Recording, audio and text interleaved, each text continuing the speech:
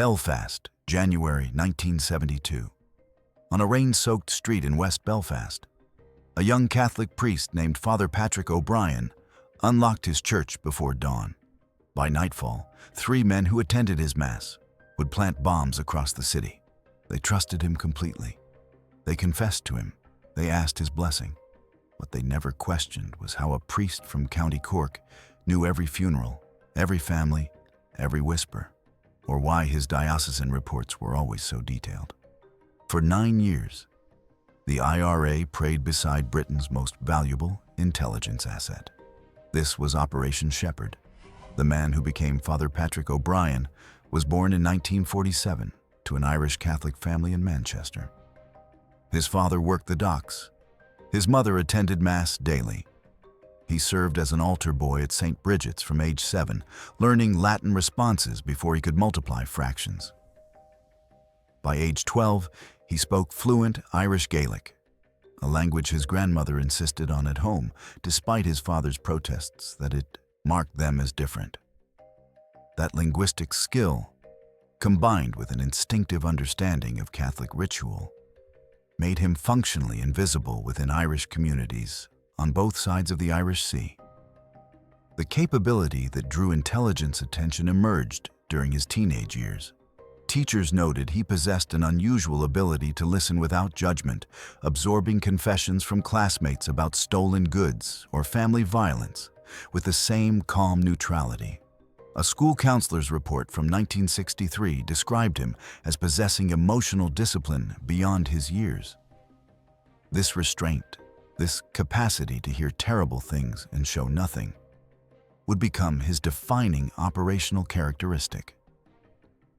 By 1968, he had completed 2 years at university studying history when MI6 recruiters approached him. The pitch was direct. Northern Ireland was collapsing into sectarian violence. British intelligence needed someone who could move through Catholic communities, not as an outsider, but as essential infrastructure. Someone whose presence would be welcomed, not questioned. Someone whose role demanded confidentiality. The recruiters had identified him through routine surveillance of Irish Republican sympathizer networks in Manchester, where his family name appeared on cultural organization membership lists. He wasn't a target, he was a possibility. What made him dangerous to the IRA was not ideology or political conviction. He held no particular animosity toward Irish republicanism. What made him operationally invaluable was credibility. In working-class Catholic neighborhoods across Northern Ireland, priests occupied a unique social position. They were untouchable, not because they were neutral, but because they performed functions no one else could. They baptized children, married couples, buried the dead, and heard confessions. To suspect a priest was to question the entire structure of community life. Intelligence services had attempted to penetrate the IRA through informants, wiretaps, and undercover soldiers. All 3 methods collapsed under counterintelligence pressure. Informants were executed. Technical surveillance required infrastructure that Catholic neighborhoods actively destroyed. Undercover operatives lasted weeks before local knowledge networks identified them as outsiders. MI6 faced a structural intelligence failure in Northern Ireland by 1971.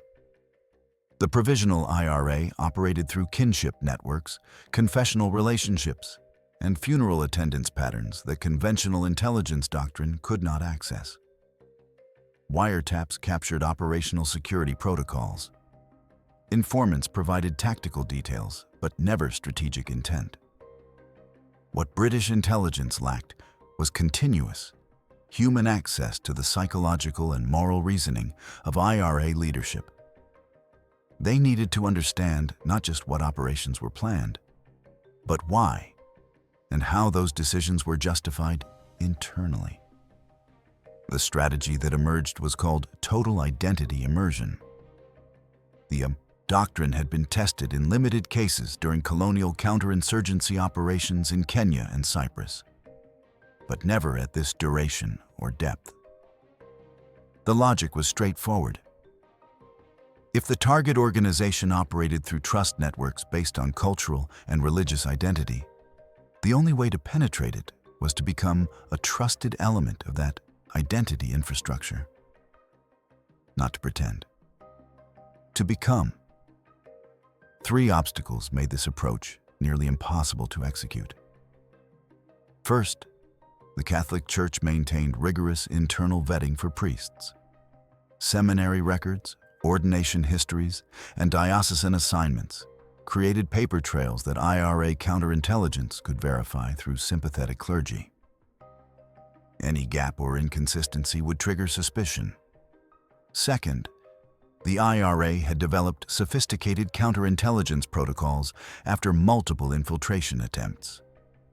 New arrivals in Republican neighborhoods faced informal but systematic vetting through social networks. Questions about family history, childhood locations, and cultural knowledge were posed casually but evaluated carefully. Third, and most dangerous, was the psychological risk of identity collapse. Intelligence psychiatrists warned that operatives maintaining false identities for extended periods experienced what they termed legend drift, where the constructed persona became more psychologically real than the original identity. The risk was not that the operative would break cover intentionally, but that they would lose the ability to distinguish between their mission and their life. Despite these challenges, planners identified an opportunity in early 1971. Bloody Sunday, the killing of 14 civilians by British paratroopers in Derry on January 30th, 1972, created a recruitment surge for the IRA. It also created chaos in parish assignments, as older priests requested transfers away from increasingly violent areas. The Catholic Church needed young clergy willing to serve in West Belfast, one of the most dangerous neighborhoods in Northern Ireland. The diocesan bureaucracy was overwhelmed. Vetting processes, normally rigorous, became cursory under pressure. MI6 assessed that a properly constructed clerical identity, inserted during this administrative chaos, could survive scrutiny. The authorization came in March 1971. Operational planning consumed 8 months. The execution window opened in December. During the planning phase, the operative experienced what handlers designated as pre-insertion doubt.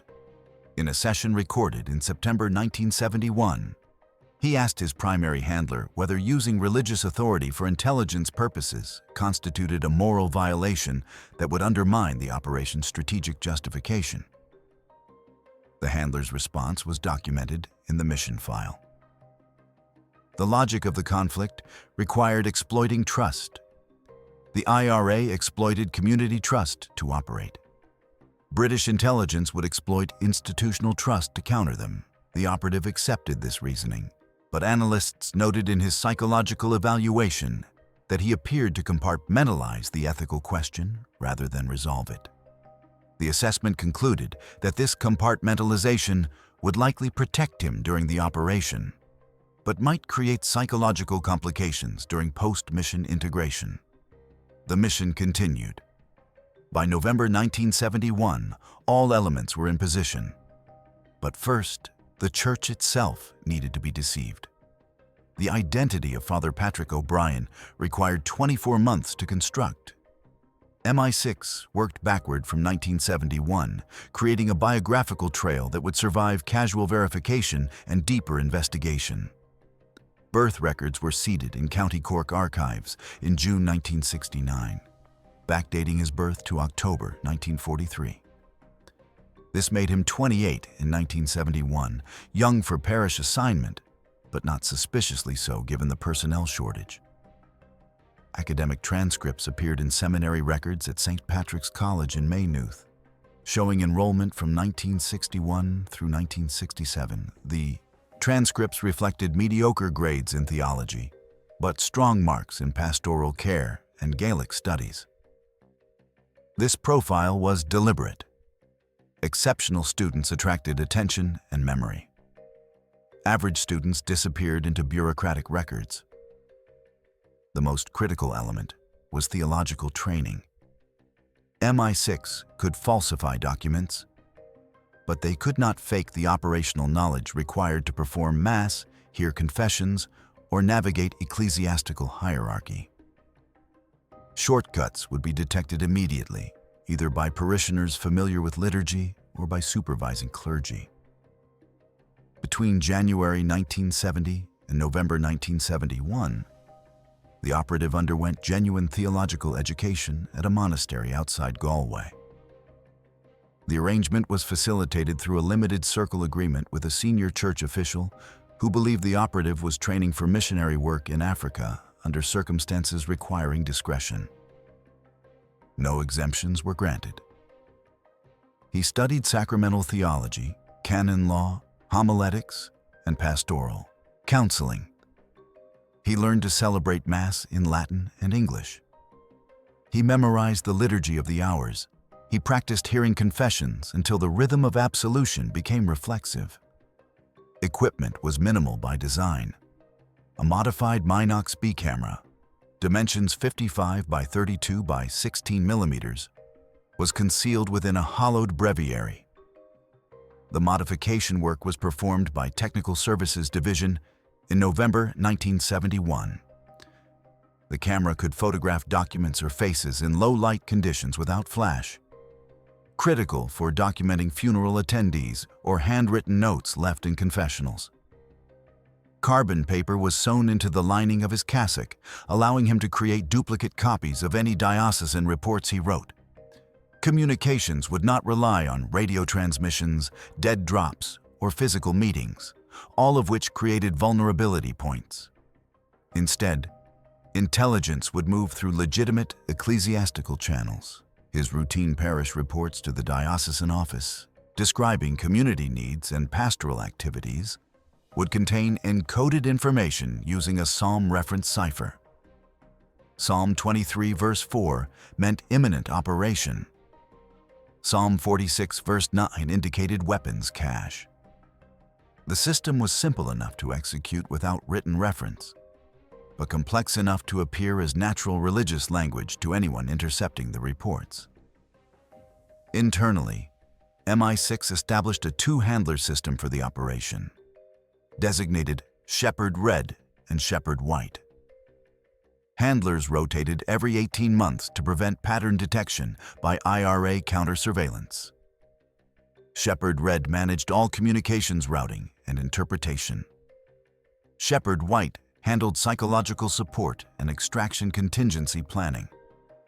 The operative would never meet handlers directly after insertion.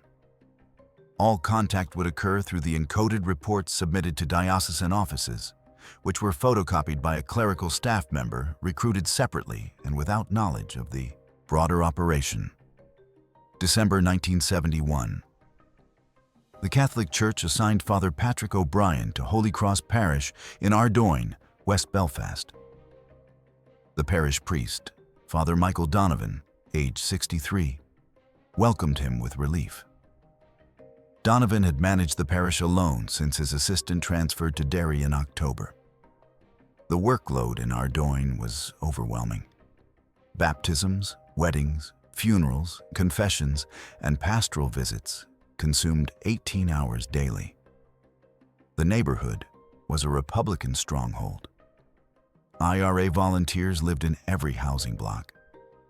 British Army patrols faced stone throwing from children and occasional sniper fire from rooftops. Father Donovan told O'Brien during their first meeting that the role of clergy in Ardoyne was not spiritual leadership, but survival assistance. Families needed food vouchers, help navigating British Army checkpoints, and someone to negotiate with authorities when sons were arrested. Father O'Brien's initial weeks followed a deliberate strategy of non-engagement. He attended to routine clerical duties without seeking information or asking questions. He visited families who requested pastoral care. He said morning Mass. He heard confessions on Saturday afternoons. He participated in parish council meetings and said nothing about politics. This restraint was operationally essential. IRA counterintelligence expected outsiders to ask questions, to probe, to show curiosity about community dynamics. Silence was disarming. The first operational indication of success came on January 17, 1972. A man in his early 30s entered the confessional during Saturday afternoon hours. The confession began with standard formulations, admitting to anger toward his wife and drinking too much. Then the tone shifted.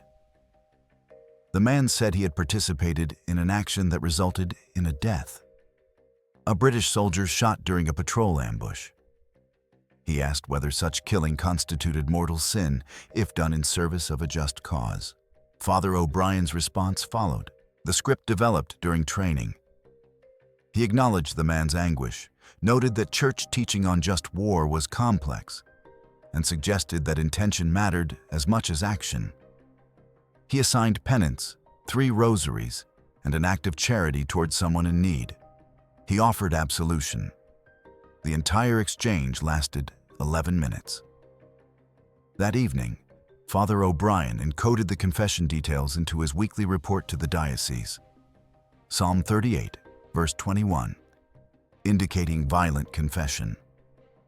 Psalm 119, verse 165, indicating the confessor sought moral reassurance, not operational guidance.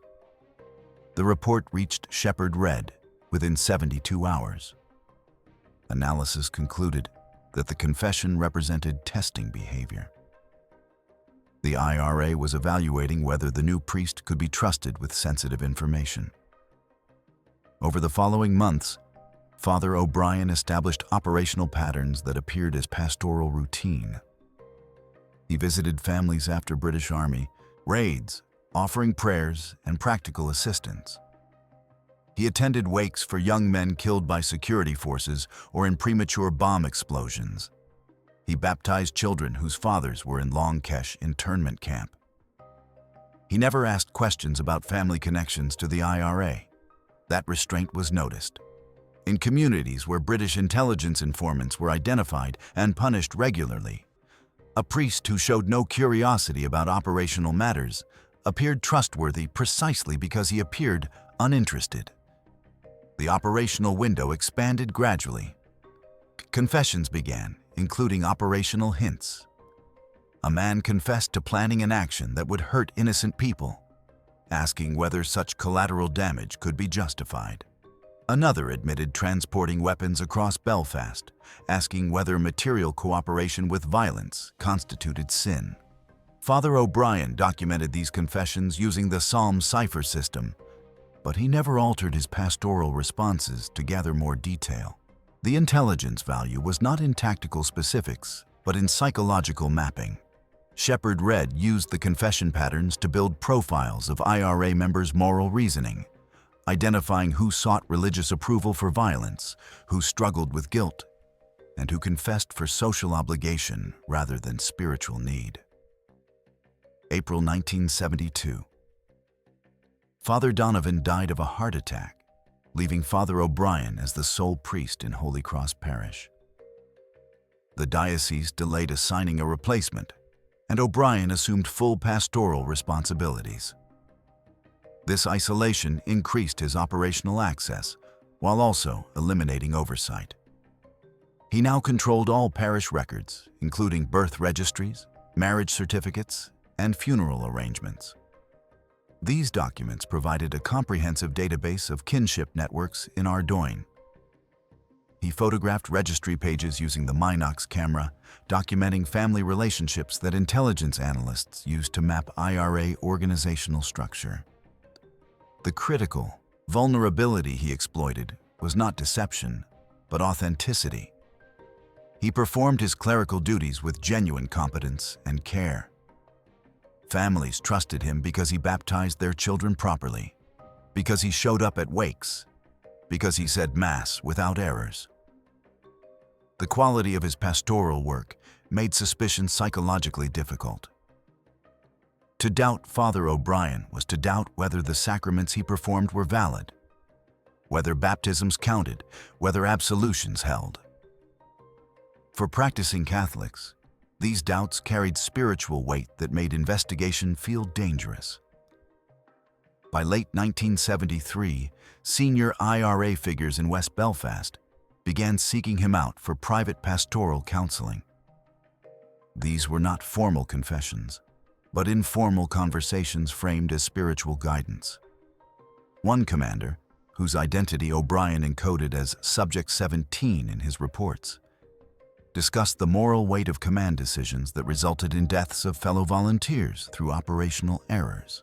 Another subject, 23, talked about nightmares following a bombing that killed a civilian bystander. These conversations provided psychological intelligence that technical surveillance could never capture. O'Brien documented emotional states, decision-making patterns, and signs of stress or doubt that might indicate vulnerability to recruitment or operational errors. The tradecraft challenge during these conversations was memory. He could not take notes during or immediately after these discussions without creating suspicion. Instead, he developed a mental framework for information retention, associating details with specific psalms and hymns he sang during Mass. Subject 17's operational concerns would be encoded in his evening prayers. Subject 23's nightmares would be referenced in his Sunday homily preparations. He reconstructed these conversations after midnight, alone in the rectory, encoding them into parish reports that would appear to diocesan supervisors as routine. Descriptions of community pastoral needs. January 1974. The operation nearly collapsed.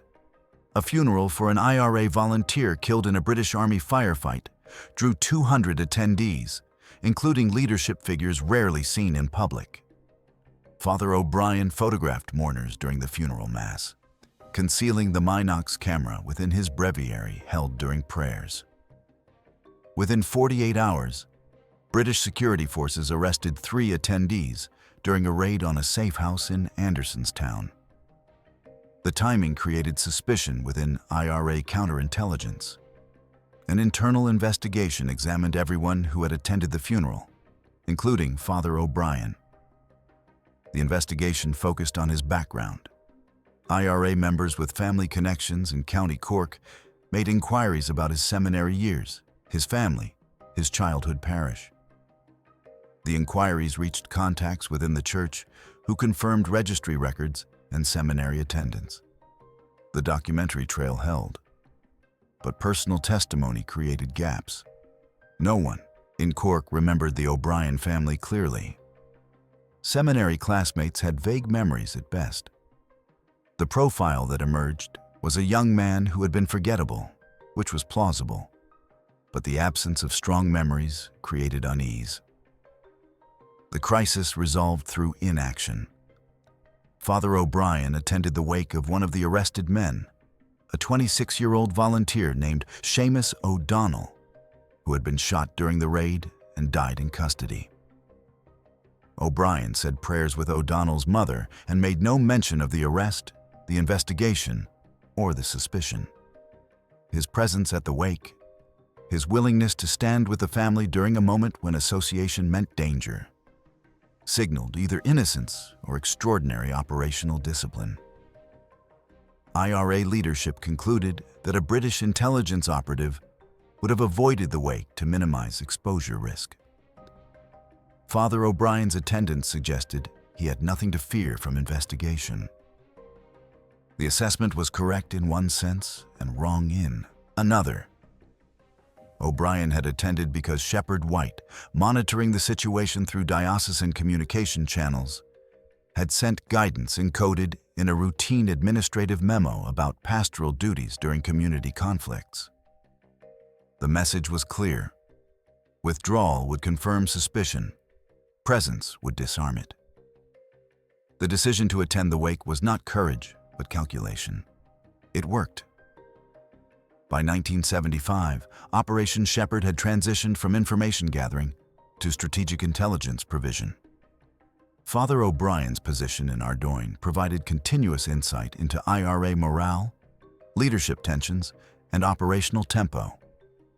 His confessional conversations revealed which volunteers were experiencing psychological strain, which were escalating toward more extreme violence, and which were questioning their involvement. Shepherd Red used this psychological intelligence to assess IRA decision-making patterns during negotiations and ceasefires. The operational method during this phase relied on pattern recognition rather than tactical interdiction. Father O'Brien documented operational hints from confessions, times mentioned in passing, references to safe houses, indications of weapons shipments. MI6 did not act on this information immediately. Direct action would expose the source. Instead, intelligence was used for pattern analysis, allowing British security forces to position resources based on probabilistic assessments rather than specific tip-offs. This approach preserved operational security at significant moral cost. Father O'Brien heard confessions describing impending attacks and provided that information to handlers who used it for strategic positioning, not immediate prevention. People died in bombings that might have been stopped if intelligence had been used for tactical interdiction rather than source protection. In 1976, Father O'Brien heard a confession that tested the operational boundaries established by MI6. A young volunteer, aged 19, confessed to planting a bomb in a restaurant frequented by off-duty British soldiers. The device was set to detonate in 6 days. The volunteer expressed doubt about civilian casualties, asking whether his participation could be absolved if he genuinely believed the targeting was justified. Father O'Brien provided standard pastoral guidance, acknowledging the moral complexity while emphasizing the sanctity of life. He encoded the confession details into his weekly report using psalm references, indicating imminent operation with civilian risk. Shepherd Red reviewed the intelligence and made a strategic decision documented in operational files declassified decades later. MI6 would not prevent the bombing. Tactical intervention would require explaining the intelligence source, which would expose Father O'Brien or force the church to investigate how British intelligence obtained confession details. The cost of protecting the source was accepting the attack. 4 people died in the restaurant bombing on March 12, 1976. 2 were off-duty soldiers. 2 were civilian staff. Father O'Brien attended their funerals. The psychological impact of this decision appeared in his encoded reports over the following months. Shepherd White noted changes in language patterns, increased references to penance and forgiveness in parish report descriptions, and subtle indicators of what psychiatrists termed moral injury. In a report from May 1976, Father O'Brien described community grief following the restaurant bombing using language that analysts flagged as projecting personal guilt onto congregational descriptions. Shepherd White recommended psychological evaluation, but extraction was deemed operationally premature. The mission continued. By 1977, Father O'Brien had become a fixture in Ardoyne. He had baptized hundreds of children, married dozens of couples, and buried scores of dead, including volunteers, civilians, and several killed by British forces. His integration into community life was complete. Senior IRA figures trusted him enough to seek private counsel before major operations, framing these conversations as spiritual preparation rather than tactical disclosure. In July 1977, a commander designated Subject 31 in intelligence files met with Father O'Brien to discuss a planned escalation in bombing frequency targeting economic infrastructure in Belfast city centre. Subject 31 framed the conversation as seeking absolution in advance for deaths that might result. Father O'Brien provided pastoral guidance, emphasizing the intention to minimize civilian harm, documenting the conversation in a report that allowed MI6 to reinforce security at likely economic targets without preventing the operations entirely. The vulnerability Operation Shepherd exploited was spiritual authority. In Catholic communities, priests mediated between human action and divine judgment. This authority disarmed suspicion because questioning a priest's integrity meant questioning whether the sacraments they performed were valid, whether confessions were truly confidential, whether absolution held spiritual weight. For practicing Catholics, especially those involved in violence they justified as politically necessary but worried was morally sinful, the priest's role was psychologically essential.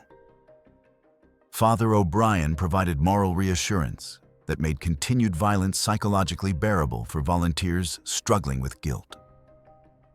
In doing so, he gathered intelligence on their emotional states, operational planning, and leadership dynamics. January 1978. A confession provided operational intelligence of exceptional value. A mid-level commander confessed to planning a bombing at a political rally scheduled for March 15th. The target was a unionist political gathering expected to draw several hundred attendees, including security force members. The commander sought assurance that killing in service of Irish unification was morally distinct from murder.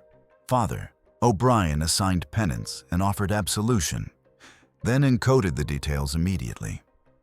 The intelligence reached Shepherd Red within 48 hours. MI6 faced the recurring calculation. Preventing the attack would expose the source. Allowing it would result in mass casualties. The strategic decision was compromise. Security was increased at the rally venue without public explanation, citing routine precautions.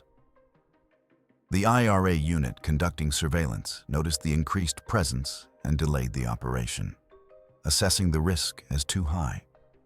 The attack never occurred, not because MI6 prevented it, but because the IRA chose not to proceed based on environmental factors. This outcome represented the operational ideal, intelligence used to manipulate conditions without revealing the source. But it depended on IRA decision-making responding to visible security increases, which could not be guaranteed. Father O'Brien documented in his May 1978 report a pastoral conversation with the same commander, who mentioned frustration at operational delays caused by unpredictable security deployments. Analysts interpreted this as the commander suspecting penetration without identifying the source. August 1979. Father O'Brien heard a confession that he encoded as requiring immediate handler attention. A volunteer confessed to participating in an ambush that killed a prominent unionist politician 3 days earlier. The confession included details about the operation that had not been publicly released, including the number of shooters and the escape route used. More significantly, the confessor expressed guilt not about the killing itself, but about a secondary casualty, a bodyguard who had been killed despite not being a primary target. The volunteer asked whether this unintended death constituted separate sin. Father O'Brien provided absolution and encoded the confession using an emergency psalm reference that indicated information requiring urgent analysis. The intelligence value was not the operational details, which were historical, but the psychological insight. The volunteers' focus on the unintended casualty suggested moral reasoning that distinguished between politically justified killing and collateral damage. Shepherd Red used this intelligence to develop psychological profiles used during interrogations of captured IRA members, identifying which individuals might be vulnerable to recruitment as informants based on moral ambivalence. By 1980, Operation Shepherd had provided MI6 with 9 years of continuous intelligence on IRA structure, psychology, and operational patterns. The strategic value was not tactical prevention, but strategic understanding. British negotiators during secret talks with IRA representatives in the early 1980s used psychological insights derived from Father O'Brien's reports to assess leadership intent, identify internal disagreements, and predict responses to policy changes. The intelligence informed decisions about security deployments, interrogation strategies, and political negotiations that shaped the trajectory of the conflict. But the operational window was closing. Father O'Brien's psychological evaluations, transmitted through encoded diocesan reports and interpreted by Shepherd White, indicated increasing signs of legend drift. His language and reports began reflecting genuine pastoral concern rather than operational documentation. He described parishioners as his congregation rather than intelligence subjects. He expressed grief over deaths in terms suggesting personal loss rather than strategic assessment. In December 1980, Shepherd White recommended extraction within 6 months, citing risk that the operative's psychological integration into his clerical identity might compromise his ability to resume his original identity or maintain operational security during post-mission life. March 1981. The hunger strikes in Long Kesh prison escalated tensions across Northern Ireland. Bobby Sands began refusing food on March 1st, demanding political prisoner status. The hunger strikes created mass mobilization among Republican communities, including in Ardoyne. Father O'Brien's parish became a center for organizing support rallies and coordinating family visits to Long Kesh. His pastoral duties intensified as families sought guidance about whether supporting the strikes was morally obligatory. MI6 assessed that the operational environment had become unsustainable. The hunger strikes drew international media attention to Northern Ireland, increasing scrutiny of intelligence operations. The risk of exposure, whether through investigative journalism or IRA counterintelligence intensification, outweighed the intelligence value of maintaining Father O'Brien's position. Shepherd Red and Shepherd White jointly recommended immediate extraction. Authorization came on March 18th. The extraction method relied on ecclesiastical bureaucracy. The diocese announced Father Patrick O'Brien's transfer to a parish in Dublin, citing health concerns related to stress from serving in a conflict zone. The transfer was dated for April 2, 1981. The announcement was delivered during Sunday Mass on March 22nd by a diocesan administrator. Parishioners responded with disappointment, but not suspicion.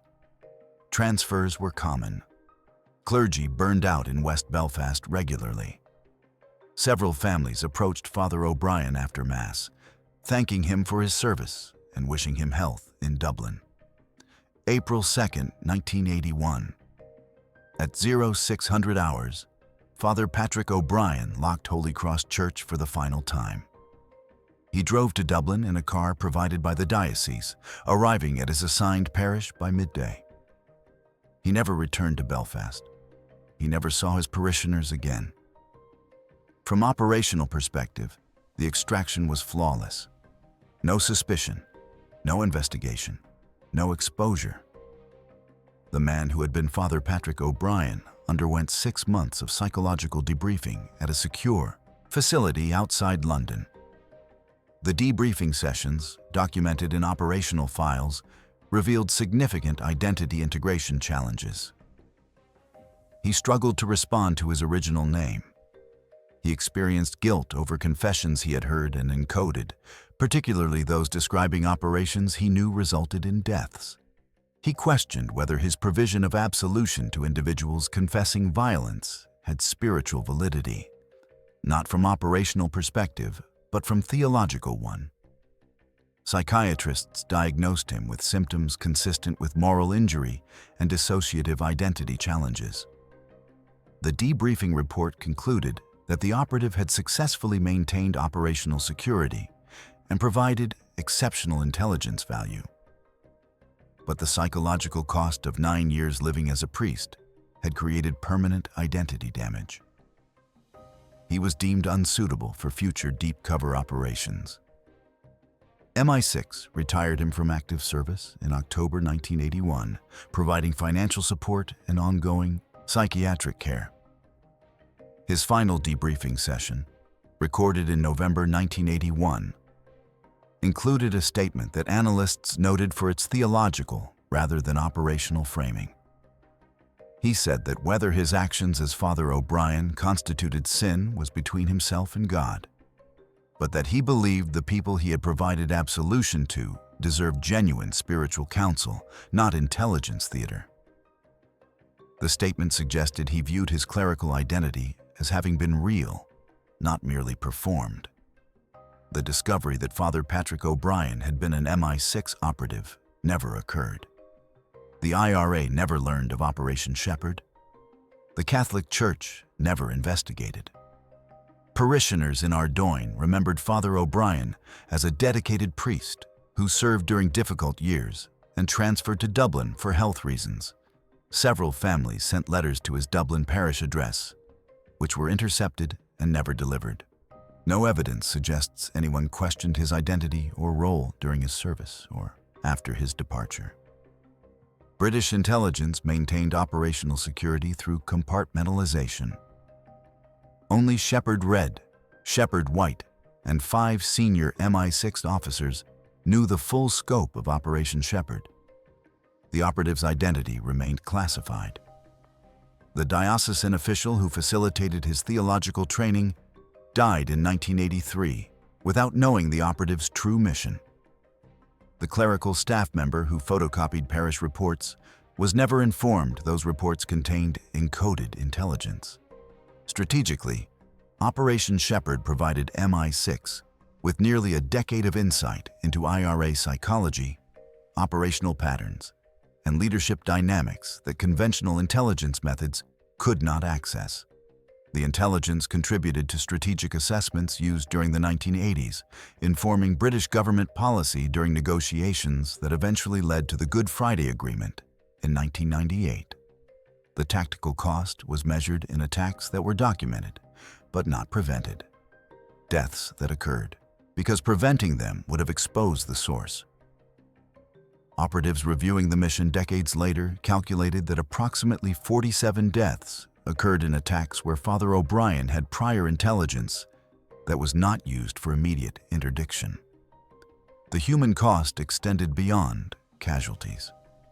The operative who lived as Father O'Brien never fully resumed his original identity.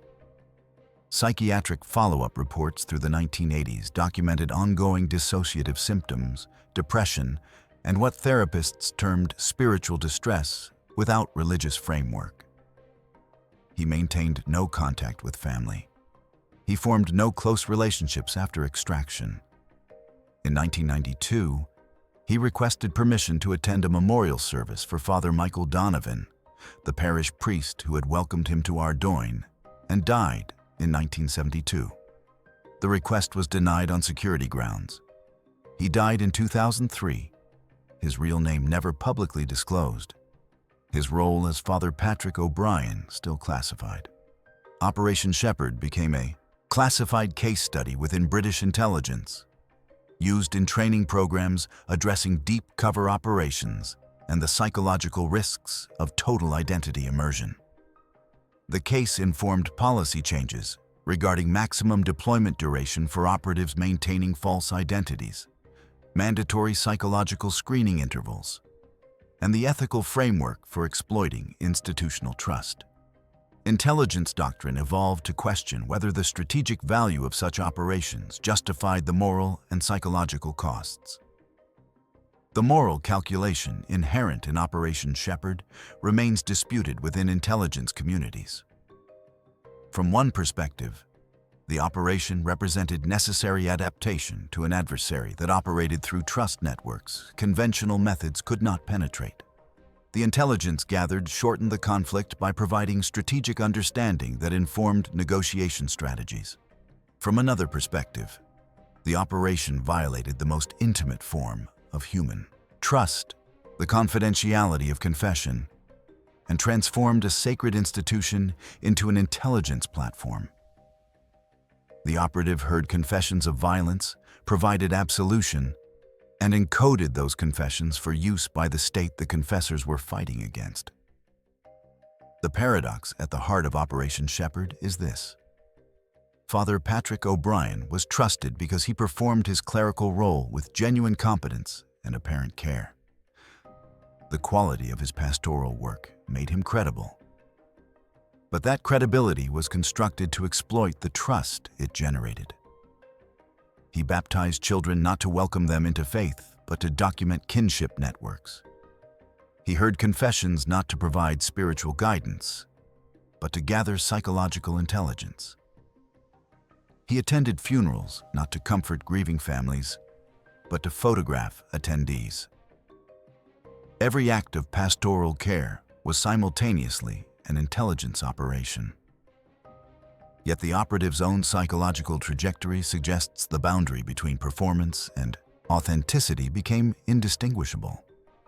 He struggled after extraction not because maintaining the deception had been difficult, but because he had become uncertain which identity was the deception. The man who entered West Belfast as an MI6 operative left as someone who experienced genuine pastoral concern for people he was simultaneously betraying. This raises a question that transcends Operation Shepherd and applies to any intelligence operation that exploits institutional or personal trust.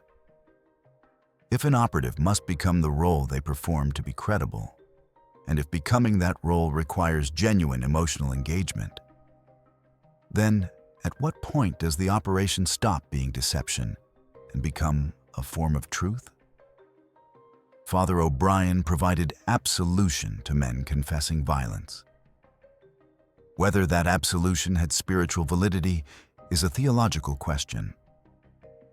But whether those men deserved to receive what they believed was genuine spiritual counsel from someone they trusted completely is an ethical one.